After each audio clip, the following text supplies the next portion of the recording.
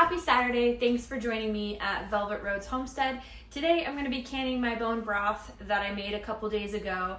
And if you are like many of my friends and you have never done it before or have asked a friend how to do it, stay tuned to learn how I do it and how easy it actually is.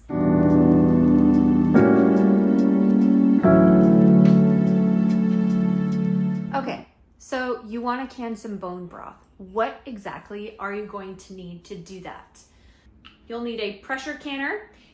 This is what a pressure canner looks like, and this is the model that I use. It's super basic. It's just the Presto, it's a Presto brand. I'm honestly not even sure which one it is. My husband bought it for me when I first started canning, and it's been awesome. You cannot water bath bone broth. It needs to be pressure canned because it is very low acid.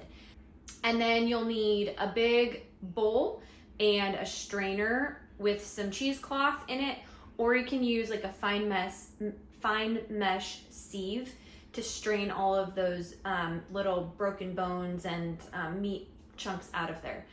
You're gonna need some sort of canning jar. You can use the mason jars, you can use the Azure standard ones, you can use any sort of canning jar that has a sealing lid and a ring, just so that it can make sure that the lid is getting sealed on there. I usually do about 7 quarts at a time. That's how much my canner can hold, so that's about how much I make usually.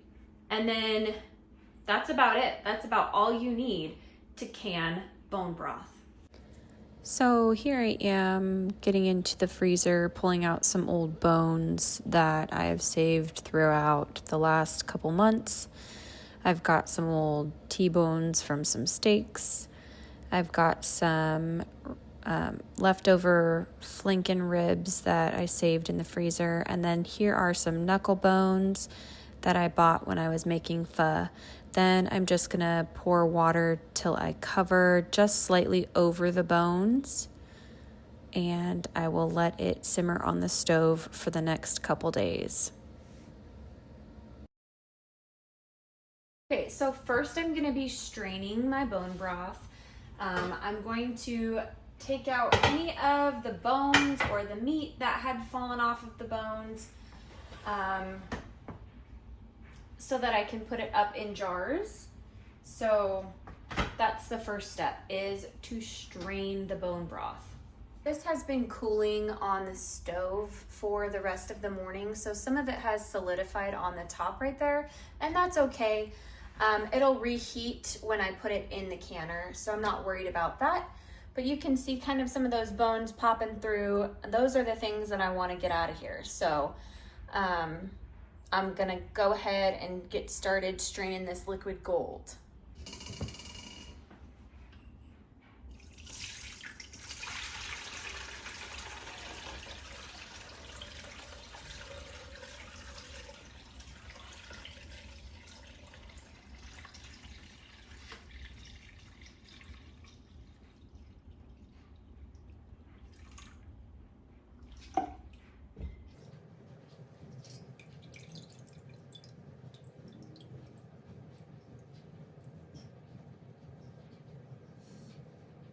So we've got our bone broth strained. It's sitting in the bowl. It's just kind of living its life right now, hanging out. Next, we need to make sure that our jars have been cleaned. A lot of people clean them with soapy water. I just make sure that my jars are clean before I put them away. That way, when I want to go grab some jars to use to can up some stuff, I don't have to rewash them and re-sanitize them and all of that stuff. I don't worry about sanitizing my jars, quite honestly, because I know that it's going to be hot enough, long enough for that not to be an issue. Go ahead and start rinsing or washing out those mason jars, and we'll get this canned up. After you've got your jars all rinsed up and washed up, you need to fill your canner with the appropriate amount of water. On your canner, it will say how much to do. So on my canner, there is a line here at the bottom. It's about 2.5 quarts of water. And then I always do like a little bloop of vinegar just to help there not to be some buildup on the jars when I take them out from the city water. So I'm gonna go ahead and fill up the canner now.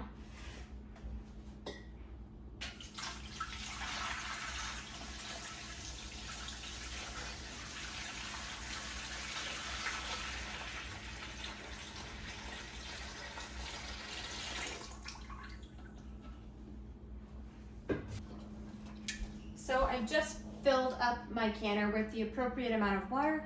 I'm gonna place the canner on this burner because although this burner is my favorite and more convenient to use, it's actually way too hot and I end up having to adjust the canner temperature quite often, and I don't like doing that. So I'm gonna use this side of my burner and make sure that the front of your canner is facing forward, that you know exactly what you're doing.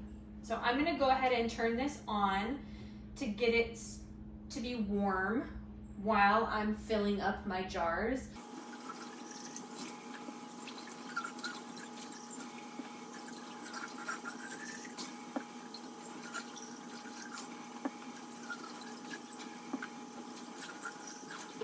So for this next part, I like to use a glass measuring cup and a funnel to make sure that I'm getting all of my liquid gold into the canning jar and not all over my counter.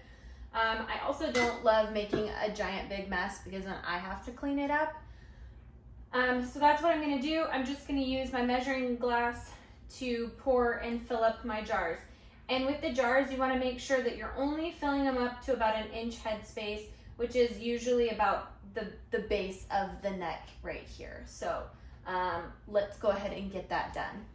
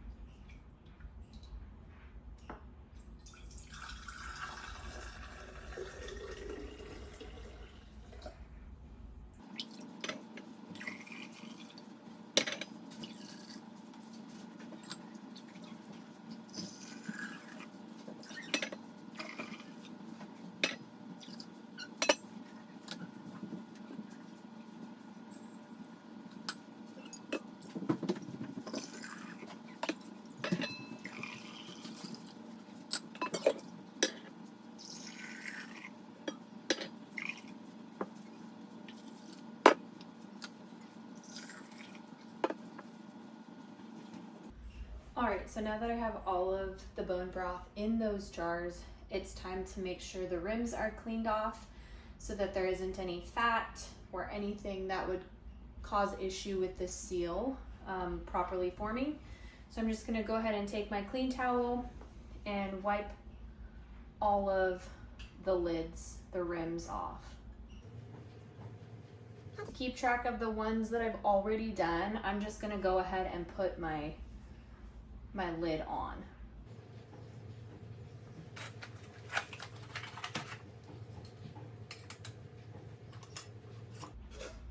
And you only want to screw down as much as you can with your fingers. It's called finger tight. You don't want to go in with your whole hand and arm and try to screw it down really super tight. Just finger tight.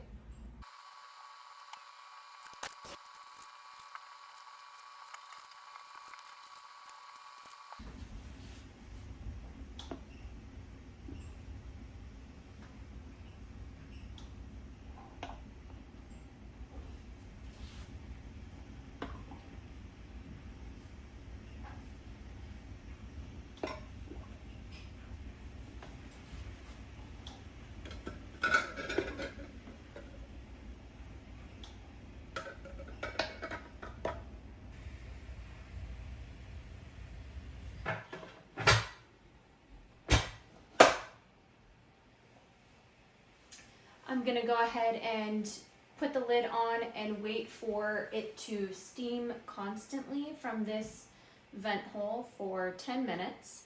And then I will put the weight on.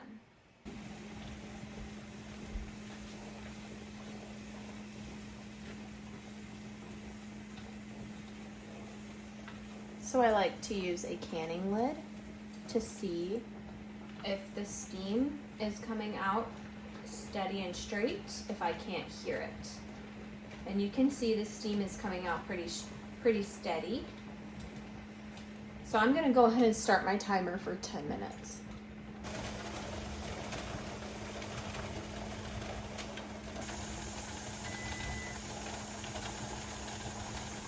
All right, there's my timer. So I'm gonna go ahead and put my weight on. And I'm gonna watch this, I'm gonna watch this dial to see until it gets to 11 pounds of pressure. And then I'm gonna set my timer for 25 minutes. So I'm wanting that dial to get right in between those two lines underneath the 10 so that I can set my timer.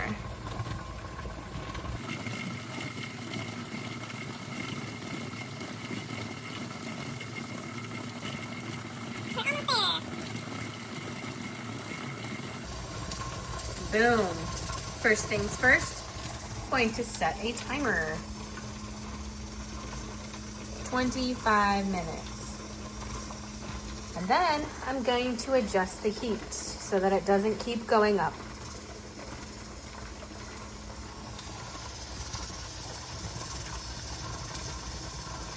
So as long as this little pin stays in between those two lines or above that line, I'm good to go. The minute it starts to fall below that line, I need to reset my timer. Now that I have my timer started, I'm gonna wait until the timer is done. Make sure to keep that heat nice and even, to keep that line in between at the 11-pound mark. And I will check back in with you once the canner is done.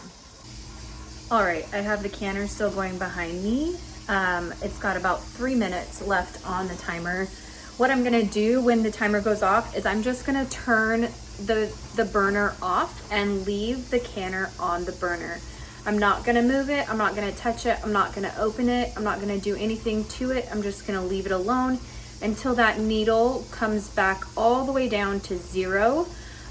Usually I end up just leaving it there overnight or for a couple hours just to make sure that the jars have a chance to get a good seal before I move them around.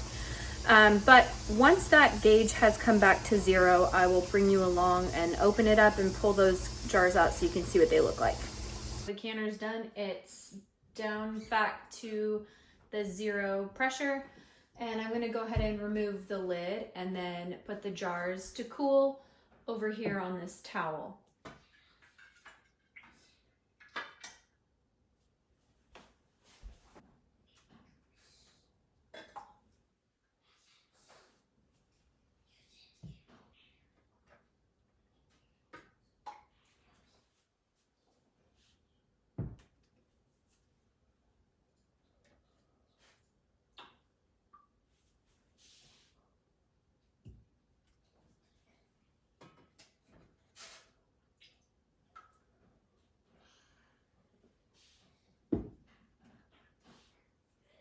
That'll be very nice.